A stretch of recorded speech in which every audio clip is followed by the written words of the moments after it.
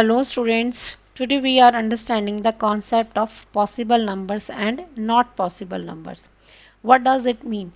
Whenever we subtract two numbers, understand the concept of subtraction. What does subtraction means? Suppose I have 7 chocolates and I have to give 3 to someone. So out of 7 chocolates, I can give 3 to someone and I'm left with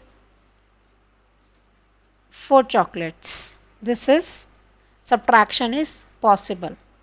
If I have 4 chocolates and I have to give 5 to someone, it is not possible.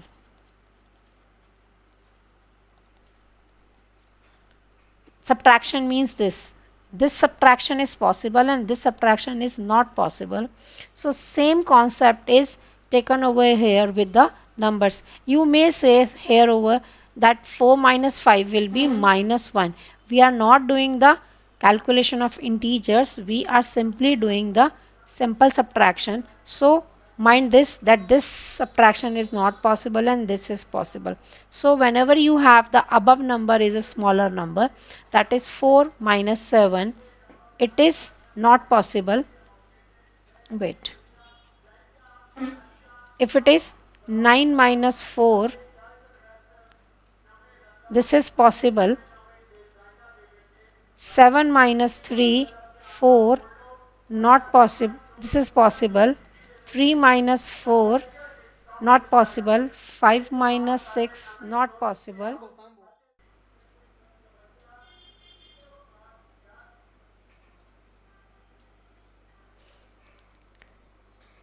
So 9 minus 4 is 5. This is possible. 7 minus 3 is 4. Possible. 3 minus 4 is not possible. 5 minus 6 is not possible.